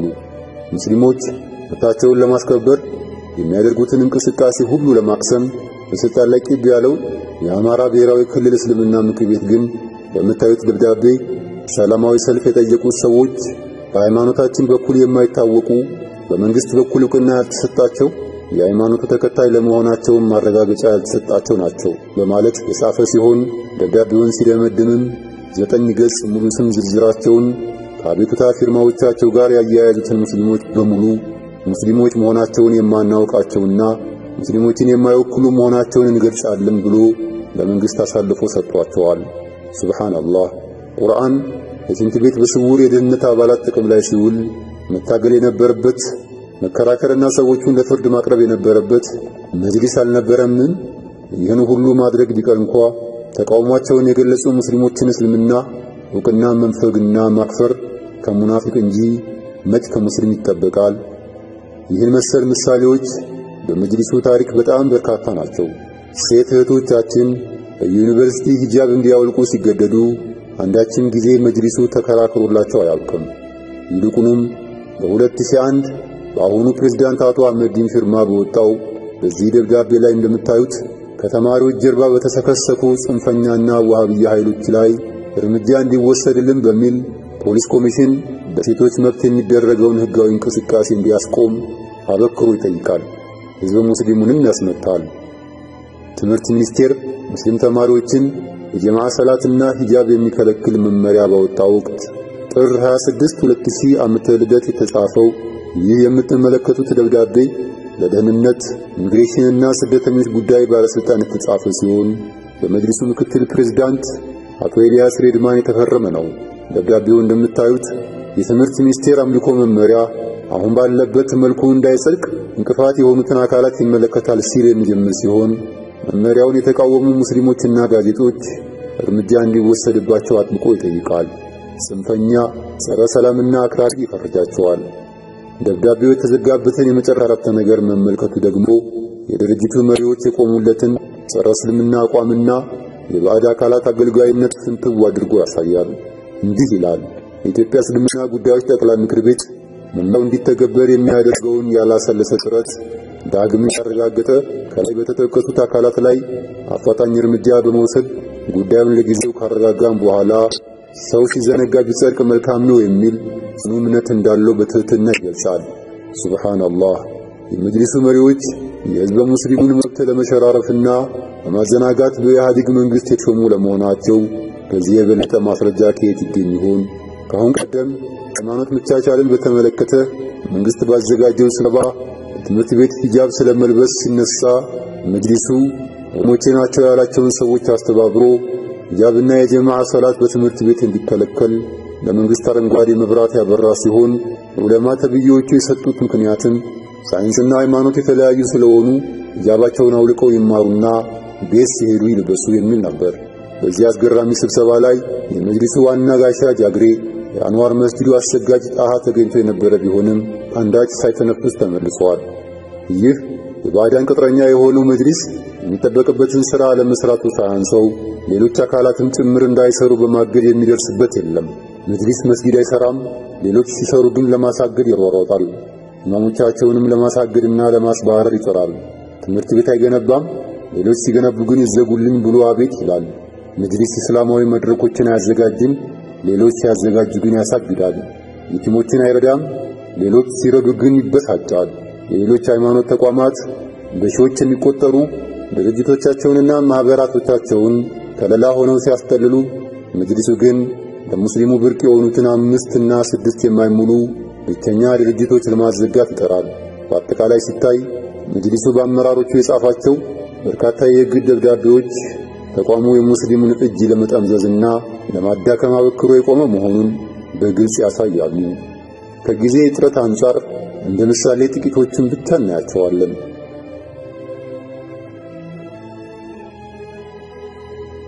ይህ ሰኔ 3 1994 ለመጅሊሱ ፕሬዝዳንት ሼክ አብዱራህማን ሁሴን ሙሳ ተፈርሞ የወጣ ደብዳቤ እንደምታዩት የተጻፈው በፍትህ ሚኒስቴር ሲሆን መልእክቱም እስላማዊ ዳዕዋና ዕውቀት ማህበርና ዳሩል ሂጅራ የተባሉና ሌሎች ድርጅቶች ለምን ፈቃድ ተሰጣቸው የሚል ቅሬታ መግለጫ ነው። በእነዚህና በሌሎችም ድርጅቶች ላይም ሌሎች የግድ መጠየቂያ ደብዳቤዎች ተጽፈዋል። ሱብሃንአላህ። በእስላማዊ ድርጅቶች መስፋፋት ማን ይሆን ቅር የሚሰኘው? ይህ በሰኔ 6 በተመሳሳይ ሰው የተጻፈው ደግሞ ሕገወጥ ሃይማኖታዊ ቅስቀሳ በሚያካሂዱ አካላት ላይ እርምጃ ይወሰድልን ሲል ከፈቃድ ነጠቃ ባለፈ ድርጅቶቹ እንዲዘጉ መንግስትን ይጠይቃል። በ1994 ዓመተ ልደት ከነሐሴ 3 እስከ 19 በተደረገው የመጅሊሱ ሴሚናር የወጣው ይህ የአቋም መግለጫ ደግሞ በርካታ እስላማዊ እንቅስቃሴዎችን ሁሉ በጸረ ሰላምነት ይፈርጃል። እስላማዊ ጋዜጦችን ሁሉ አንድ ሳይለይም ህብረተሰቡን የሚጎዱ ኃይላት መሳሪያ ሆነው ተገኝተዋል በሚል መንግስት ጠንካራ ቁጥጥር እንዲያደርግባቸው ልመናውን ያቀርባል። ቀድሞውንም ወንበሩ ላይ ያስቀመጣቸውን ኃይል አጀንዳ አላህን ሳይፈራ ያስፈጽማል። ይህኛው ደብዳቤ ደግሞ በነሐሴ 24 1998 በኤልያስ ሬድማን የተዘጋጀ ሲሆን የኢትዮጵያ ቅዱስ ቁርአን ድርጅትና ሌሎችም ድርጅቶች መድረሳ እያቋቋሙ ስለሆነ ይዘጉልኝ የሚል መልእክት ያለው ነው። ይህኛውንም የአማራ ብሔራዊ ክልል እስልምና ጉዳዮች ደብዳቤ ይመልከቱ። በርካታ እንቅስቃሴዎችንና ድርጅቶችን ስም በሐሰት ካጠፋ በኋላ በያዘው አቋም በብቸኛው የሙስሊሞች መንፈሳዊ ድርጅት በእስልምና ጉዳዮች ምክር ቤት የማይተዳደሩና ዕውቅና ያልተሰጣቸው በሙስሊም ስም የተሰሩ ህገወጥ ተቋማቶች እንዲዘጉልን እንጠይቃለን በማለት የሙስሊም ድርጅቶች ሁሉ እንዲዘጉለት ይጠይቃል። ከዚህ ሁሉ ማን ይሆን ተጠቃሚው? አቶ ኤልያስ ሬድማንም በአንድ ወቅት እስላማዊ ግብረሰናይ ድርጅቶችን አስመልክቶ የሚከተለውን ተናግሮ ነበር። የኢትዮጵያ እስልምና ጉዳይ ጠቅላይ ምክር ቤት ለሚመለከታቸው የመንግስት አካላቶች ደብዳቤ በተለያየ ወቅት ጽፏል። ጽንፈኝነት በእርዳታ ድርጅት ስም እዚህ ኢትዮጵያ ውስጥ እየገባ እንዳለና በተለይ አሁን ከቅርብ ጊዜ ወዲህ በስፋት እየተሄደ አላስፈላጊ ነገሮችን እየፈጠሩ እንዳሉ ገልጸናል። የባዕድ ቅጥረኛው መጅሊስ ሰዎች ኸይር ስራ ሲሰሩ ያመዋል፣ ይቆጨዋል፣ ያንገበግበዋል። ይህን በነሐሴ 16 1992 ለፖሊስ ኮሚሽን የተጻፈ ደብዳቤ ይመልከቱ። በገነት ሆቴል ሊደረግ የታሰበውን ሀገር አቀፍ የቁርአን ውድድር በመጥቀስ ምክር ቤታችን የማያውቀው መሆኑን እየገለጽን በዚሁ አጋጣሚ አስፈላጊው እርምጃ እንዲወሰድ እንጠይቃለን ሲል ይደመድማል። ሱብሃንአላህ። እነዚህ የአላህ ቁርአን ሲቀራ የሚያቀራቸው ሙስሊም መሪነን ባዮች ከምን ይሆን የተፈጠሩት? እርስዎ በዚህ ሁሉ ግር ይሎት ይሆናል። ለምን ብለው ነው እንዲህ የሚያደርጉት የሚል ጥያቄ ለራስዎ ያቀርቡ ይሆናል። ይህ ስክሪኑ ላይ የሚያዩት ደብዳቤ መልሱን ይሰጡታል። ይኸው ጉደኛ ደብዳቤ ሐምሌ 23 ቀን 1985 በአንድ አወዛጋቢ የመጅሊስ አመራር ስምና ፊርማ ለአገር ውስጥ ጉዳይ ሚኒስቴር የተጻፈ ሲሆን እንዲህ ይላል። የእስልምና ጉባኤን ህልውና ለመምታት ስል ባደረኩት ጥረት ተሳክቶልኝ ስልጣን ከያዝኩኝ በኋላ የኢትዮጵያ እስልምና ጠቅላይ ጉባኤን አፍርሻለሁ። ካፈረስኩኝ በኋላ በኢትዮጵያ ውስጥ ያሉትን አክራሪ ሙስሊም ድርጅቶች ከመታሁና ካጠፋሁኝ በኋላ በጣም ያስቸገረ ቢኖር የመስጊድ አስተዳደሮችና በተለይ አንዋር መስጊድ አስተዳደር ብቻ ስለሆኑ ለወደፊቱ ሁኔታ ፖለቲካ ከፍተኛ ችግር የሚፈጠር ስለሆነ ይህን ግለሰብ የሆኑትን ማለትም የአንዋር መስጊድ አስተዳደር ከአንዳንድ አክራሪ ሙስሊም ድርጅቶችና ከአረብ አክራሪ መንግስታቶች ጋር ግንኙነት እያደረገና እየተጠናከረ ስለመጣ ይህን ታጥቀንበት በአዲስ መልክ ለማዋቀርና በኢትዮጵያ ውስጥ ያሉትን ሙስሊማዊ ድርጅቶች ለማጥፋት በመንግስት ብርቱ ድጋፍና እገዛ እንዲደረግልኝ ይላል። ይህን የጥፋት ዓላማ እንዴት እንደሚፈጽሙት ግራ የሚገባው ከሆነ ደግሞ ሐምሌ 2 1994 በሰሜን ሸዋ መጅሊስ የተጻፈው ይህ ደብዳቤ የበለጠ ግልጽ ያደርግልዎታል። የፌዴራል እስልምና ጉዳዮች ጠቅላይ ምክር ቤት ወሃቢያዎችን ለማጥፋት ከመንግስት ጋር ስምምነት እንዳደረገ በመግለጽ ምስጢሩ ተጠብቆ እንዲቆይ አደራ በማለት የሚጀምረው ይህ ደብዳቤ እነዚህን ማለትም ወሃቢያዎችን ለማጥፋት ጊዜው አሁን ነው፣ ኦነግ፣ አልኢቲሃድ፣ አክራሪ፣ አሸባሪና አልቃይዳ ናቸው በማለት መንግስትን በማሳመን ድራሻቸውን ለማጥፋት ሁላችንም ግዴታችንን በጥንቃቄ መወጣት አለብን በማለት ይሰራ የተዘጋጀውን ታላቅ ወንጀል አላሁ አክበር በሚል መፈክር ይደመድመዋል። ሱብሃንአላህ። በጥቃቅን ልዩነቶች ምክንያት ሙስሊሞችን በሐሰት በአሸባሪነት በመወንጀል ማሳሰር ለአንድ አማኝ እንደምን ተገቢ ይሆንለታል? በ2003 ሐምሌ ወር መንግስትና መጅሊስ ባዘጋጁት የአህባሽ ማጥመቂያ ስልጠና ላይም የአሁኑ የመጅሊስ ፕሬዝዳንት አህመዲን አብዱላሂ የአሪው ፈልፈያ አወያና ፈራር ሰማል በበት ሙስሊሙ ቋም መዘጋጅ ያህል ደስታ እንደሚሰጣቸው በተግባር አሳይተዋል። በኩል በጠቅላይ ምክር ቤታችን ትልቁ የአክራሪ መፈልፈያ መድረክ አጥተናል። ማተባቸው ፍርድ እነዚህ ሁሉ መረጃዎች የሚያዩት መጅሊሱ ሙስሊሙን ለመጥቀም ሳይሆን ለመውቀስ በሚፈልጉ ባዕድ እጅ የተሾፈረ መሆኑን ነው። በዲሪ ውስጥ ስራ ኃላፊነት ከሹፌርነትና ከመሰል ስራዎች ያላለፈ ነገር ግን ዋነኛ የግቢው ፈላጭ ቆራጭ ነው የሚሰሩና አመራሩን እንደ ልብ እያስፈሩ ጸረ ሙስሊማችን የሚፈጽሙ ደህንነቶች በግቢው ሲረሰምሱ ለዘና ስንታዘብ ቆየናል። የድርጅቱ ከኛ መሪዎችን እነዚህ ደህንነቶች እንጂ አይደሉም። ለሰባ ዓመታት የመጅሊሱ ስውር አዳሪ የነበረው ደህንነት ስሙ በንግስ በመውጣቱ የግምገማ ወደ ሶማሌ ክልል ተዛውሮ ያው ሲበዛ ተመልሶ መምጣቱም አደባባይ ምስጢር ሆኗል። በዲኔ በተቋሙ ቆይ ደህንነት አንዱ መሐመድ ወርቁ አህመድ የተባለው ግለሰብ አንዱ ነው። ይህ ግለሰብ ከአቶ ኢልያስ ካቢኔ በፊት የመጅሊሱ ፕሬዝዳንት በነበሩት ሼክ አብዱራህማን ሙዳ ጊዜ የነበረ ሲሆን ሼኹ ቢሮ ስጡት የሚል ቀጭን ትዕዛዝ ተሰጥቷቸው ተቋሙ ውስጥ ቢሮ እንዲሰጠው አድርገዋል። በቢሮው ውስጥም የራሱ ማተም የነበረው ሲሆን እሱ ካልፈረመበት በስተቀርም ሌሎች ድርጅቶች ከፍትህ ሚኒስቴር ፍቃድ ሊያገኙ አይችሉም ነበር። ዋናው የአስተዳደር ክፍል የማያውቃቸውን በርካታ ደብዳቤዎችን የሚጽፈው ይኸው ግለሰብ ነበር። በወቅቱ በፖስተኝነት ይሰራ የነበረው አቶ ጀማልም የቅርብ ረዳቱ በመሆን ገና በመለማመር ላይ እንደነበረ ይታወቃል። ሼክ አብዱራህማን ሙዳ ሐጅ በሄዱበት ወቅት ይህ ሰራተኛ በተደጋጋሚ ከሥራ በመቅረቱ ማንነቱንና ዓላማውን የማያውቁ የመጅሊሱ ኃላፊዎች ማስጠንቀቂያ ይሰጡታል።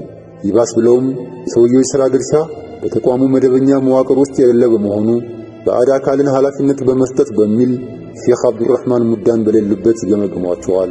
በዚህ ተግባራቸው የተበሳጨው መንግስትም ወዲያውኑ ሁሉንም በማባረር በአቶ ኤልያስ ሬድማን ካቢኔ እንዲተኩ አደረገ። የፕሬዝዳንቱ የደህንነት አማካሪ ተብሎ በቋሚነት ለወደፊትም ጭምር የተሾመው ይህ ኮማንደር ሙራድ የተባለ ግለሰብም በወረዳ 8 እና 10 የፖሊስ ኃይል አመራር የነበረ ሲሆን ለዚሁ ዓላማ የመጅሊስን ግቢ ከተቆጣጠሩ ደህንነቶችም አንዱ ሆኗል። ከተቋሙም ከፍተኛ ገንዘብ ሲመዘብር ቆይቷል። እስልምና ሃይማኖት ተከታይ ባልሆነችው ባለቤቱ ስም ቤት የተሰራ ሲሆን ከሌሎች ደህንነቶች ጋር በመሆን በሼር ለህንጻዎች የጥበቃ አገልግሎት የሚሰጥ ድርጅት አቋቁሟል። በዚሁ ድርጅት አማካኝነትም በተለያዩ ህንጻዎች ላይ ያሉ ቢሮዎችን እንደ ልብ ለመበርበር መቻላቸው አደባባይ የወጣ ምስጢር ነው። እኒህ ደህንነቶች መብታቸውን እንዲጠይቁ የመጡ ሙስሊሞችን በመጅሊሱ ቢሮዎች ውስጥ በማፈንና በማስፈራራት እንዲሁም በመደብደብ ጭምር ሲያደርሱ የቆዩትን በደል ታሪክ ታዝበዋለች። በገጾቿም ከትባ አስቀምጠዋለች። ኢና ሊላሂ ወኢና ኢለይሂ ራጂዑን።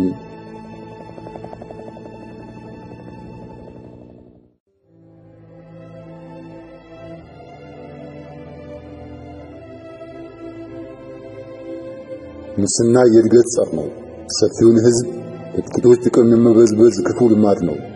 በባዕዳን የተጠለፈው መሪ ድርጅታችን መጅሊስ ግን ለአንድ ሃይማኖት ተቋም እጅግ አሳፋሪ በሆነ ሁኔታ በሙስና የተጨመላለቀ ነው።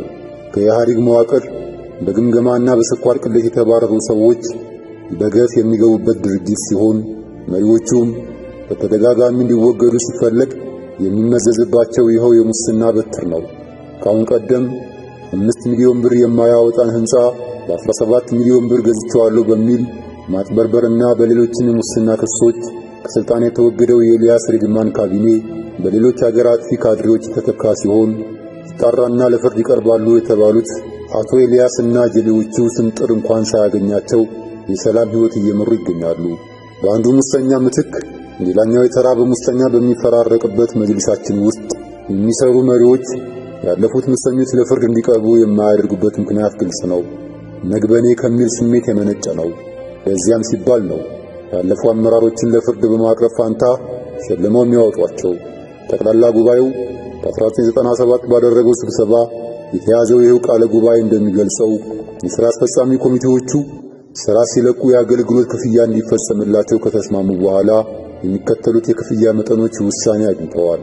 ለፕሬዝዳንቱ 75000፣ ለምክትሉ 50000፣ ለዋና ጸሐፊው 50000፣ ለሌሎች ሥራ አስፈጻሚዎች ደግሞ 30000 ብር። ኢና ሊላሂ ወኢና ኢለይሂ ራጂዑን። ምንም እንኳን አዲሱ የአህመዲን አብዱላሂ ካቢኔ ወደ ስልጣን ሲመጣ በሙስና የተባረረውን የአቶ ኤልያስን ካቢኔ ለሕግ እንደሚያቀርብ ቃል ገብቶ የነበረ ቢሆንም ስልጣኑን ካደላደለ በኋላ ግን ወዲያውኑ ክሱን በመተውና የሽልማት ዝግጅት በማዘጋጀት ለአቶ ኤልያስና ሌሎች ሥራ አስፈጻሚዎች 30 ሺህ ብር የሸለመ ሲሆን እርቁን ላመቻቹት አንድ ግለሰብም 200 ሺህ ብር ስጦታ ሰጥቷል። የብዙዎች ለፍርድ ይቅረቡልን ጥያቄም በዚያው ውሃ በርቶታል። አዲሱ የአህመዲን አብዱላሂ ካቢኔም ቢሆን ሙስና እስከ አንገቱ ድረስ የተዘፈቀ ሆኖ ተገኝቷል። ተቋሙን የሚሾፍሩት ደህንነቶችና መሪ ተብዬዎቹ ግለሰቦች የተቋሙ ሙስና ዋነኛ ምንጭ ከሆነው ቅዱሱ የሐጅ ጉዞ በሚሊዮን የሚቆጠሩ ብሮችን እንደ ገኒማ ሲመዘብሩ ቆይተዋል። የአላህን ቤት ለመዘየር ሕዝበ ሙስሊሙ አቅም እስካለው እንደማይሰስት የሚያውቁት የመጅሊስ ሙሰኞች ለአገልግሎቱ ከፍተኛ ገንዘብ ይጠይቃሉ። መሐመድ ኑር ከተባለው በጅዳ የሚገኝ ዋነኛ የሙስና አመቻች ሰው ጋር በመተባበርም ብዙ ሚሊዮን ብሮችን አቅልጠው ያስቀራሉ። የቤት ኪራይና ሌሎችንም አገልግሎቶች እንደ መጅሊስ አመራር አባላት በማመቻቸት ከፍተኛ የምዝበራ ገንዘብ የሚካፈለው አቶ መሐመድ ኑር 6 ሚኒባሶች ሀገር ውስጥ ያለው መሆኑ ይታወቃል። እነዚህም በርካታ ሰነዶች ቢመለከቱ ምን ያህል ሚሊዮን ብር በ2003 ከሐጃጆች እንደተመዘበረ በቀላሉ ይረዳሉ። በተለይ ለቤት ኪራይ በሚል መጅሊሱ ከአንድ ሐጃጅ የተቀበለው ገንዘብ 15943 ሲሆን መጅሊሱ መካ ካሉ አከራዮች ጋር የተፈራረመው ግን በ12150 ብር ብቻ ነው። ለውጡ 3793 ብር ሲሆን በ5000 ሐጃጆች ቁጥር ሲባዛ 18 ሚሊዮን 965000 ብር ወደ ግለሰቦች ኪስ ገብቷል ማለት ነው። መጅሊሱ ከኢትዮጵያ አየር መንገድ በነፃ ያገኛቸውን ትኬቶችን ከተጓዦች በማስከፈል በርካታ ሺህ ብሮችን ደብዛቸውን ያጠፋ ሲሆን 50 ሳንቲም ያሰራትን አንዲት ስቲከር በብር 300 በመሸጥም 1,496,250 ብር አጭበርብረዋል። ይህን ሁሉ ገንዘብ አጭበርብረው እንኳን ያልበቃቸው የመጅሊስ ሙሰኛ አመራሮች ግን ሐጃጆች ለአላህ ክብር መስዋዕት የሚያደርጉትን የበግርድ ክፍያ በሕገወጥ መልኩ ከአንድ የሳዑዲ ድርጅት ጋር በመዋዋል ለዘመናት ኢትዮጵያውያን ሐጃጆችን ሲመዘብር በቆየው በአቶ አማን ሁሴን ፊርማ ከእያንዳንዱ ሐጃጅ 350 ሪያል ተቀብለዋል። በጎቹም በፍጹም እንዳልታረዱ ብዙዎች በቁጭት ይመሰክራሉ። ይህ ምስኪን ሕዝብ እንደዚህ በግልጽ እየተመዘበረ እንኳን ጥሩ አገልግሎት አግኝቶ አያውቅም። ከ2003 ሐጅ መልስ መጅሊሱ ያደረሰባቸው በደል ያንገበገባቸው ሐጃጆች በአዲስ አበባ መጅሊስ ቅጥር ግቢ አቤቱታቸውን ለማሰማት ተገኝተው የነበረ ሲሆን በዚህ መልኩም ብሶታቸውን ገልጸዋል። የመጣን ቀን ኮሚቴዎች ራሳቸው ቆመው ከኛ ጋር አሉ። አንድ ቃል ሊገባ ከለከሉን። እኔ በሰመን ቢላ 3 ሻንጣዬን ከ15000 ብር በላይ ጥዬ ነው ለቤት ያልቅሽ ለልጆቼ ልብስ አላገኘውም። ይሄው እስካሁን ድረስ እንዲህ ተቀምጫለሁ። እኔ ስዋካችን እኔ ሙስባህ ለሃዲያ ያገዛሁት ሙስባህ የልጆቼ የወዳጆቼ ባቅም ያስኩትን ከ15000 ብር በላይ ሻንጣይ ቀርቷል። እኔ ምንም ለመናገር አልቻልኩም። በየቀኑ ቦሌ መምላስ የለም። እነሱ ግን ተውትና ሄዱ እቃቸው መጣበታችሁ ዙየው አለ ጭነን ልክላችኋል ሂዱ አየሩ ሊነሳ ነው ብሏል። ከምሽቱ እስከ 2 ሰዓት ተኩል አፋችን ደርቆ መነጋገር ያቀተን እንደዛ ሆነን አልቅሰን ሌላ ጋር ሐጃጅ ተራሱ ጋራ ተከትሎ ሄዳል። ኮሚቴው አናውቃቸውም አላየናቸውም። ችግራችን ለመንገር ማንንም አናገኝም። ብንግራቸው መልስ አልሰጡንም። የሰጡኝ መልስ ራሳቸው ያውቁታል። ከመካ ሚና ካወጡን በኋላ አንድ መኪና አላገኘንም። አርዱል አረፋ ወጣናል። ከአርዱል አረፋ ጀምረን ሙዝደሊፋ በግራችን፣ ከሙዝደሊፋ ሚና በግራችን፣ ከሚና መካ በግራችን። የሰው ሀገር እንዲህ አለ የለም። መዲና ደግሞ በግል ለመሄድ አትሂዱ ወረቀታን ሰጣችሁም ያቺ የምትመለስ ገንዘብ አለች መሰለኝ እሷን ለማግኘት ያየነው ስቃይ አይደለም። እያንዳንዱ መኪና የኢትዮጵያ መኪና የናይጄሪያ ቁጥር 14 ቁጥር 20 ቁጥር እየተለጠፈበት የሐጅ ኮሚቴ እዛ ኮሚቴ አንድ ሳይኖር የኛ ህዝብ ከምሽቱ 4 ሰዓት ነው 5 ሰዓት እስኪደርስ ድረስ 11 ቁጥር ላይ 20 ቁጥር 14 ቁጥር ተለጥፎ ናይጄሪያ ብቻ ይጋዝበታል። ይሄ ከአንዱ አረብ መጥቶ ለምኖን አሁን መኪና በአስቸኳይ 30 መኪና ይመጣል ብሎ ሞተን እዛ በመከራ ምንድነው ስንለው የናንተ ሐጅ ኮሚቴ ድክመት ነው ጥለው ሄደዋል። ማን ነው እዛ ቦታ የሚያስተናግደን? እኛ ስንገባ አንድም ጊዜ ሽንት ቤታችን አይጸዳም፣ ክፍላችን አይጸዳም። ምንጣፍ ያራገፈን ነው የምንኖረው። መጥረጊያ እንኳን አይተሰጠንም። ክፍሎቻችን እንድንዘጋ አይፈቀድልንም። በዚህ በሐጁ አካባቢ ብዙ ጥፋት እንደጠፋ ብዙ ንብረት እንደጠፋ ተነግሮታል። ህዝቡ ያውቃል። ተጓዦች እንዲሲንገላቱ በቀን $200 ወይም 3600 ብር አበል የሚከፈላቸው የመጅሊስ አመራር አባላት ግን በሚዘርፉት ገንዘብ ሌላ ለሁለት ወራት ያህል በመቆየት የአበል ገንዘባቸውን ያጠራቅማሉ። በስልጣን ላይ ያስቀመጣቸው መንግስት ግን ይህን ሁሉ እያየና እየሰማ ለፍርድ አቅርቧቸው አያውቅም። ይልቁንም ከተቋሙ ሙስና ቀጥተኛ ተጠቃሚዎቹ የመንግስት ደህንነቶች ራሳቸው ሆነው ነው የሚገኙት። አንዳንድ ታዋቂ ኡስታዞችም ይህን 40 ሚሊዮን ብር ሙስና በበቂ ማስረጃ አጠናቅረው ለመክሰስ በዝግጅት ላይ ያሉ እንጋለጣለን ብለው ከሰጉ ደህንነቶች በደረሰባቸው ማስፈራሪያ ምክንያት ለማቋረጥ ተገደዋል። እኒህ አላህን የማይፈሩ መሪ ተብዬዎች መንግስት አውቆ ቢያልፋቸው አላህ የማይመረምራቸው መሆኑን ያስባሉን?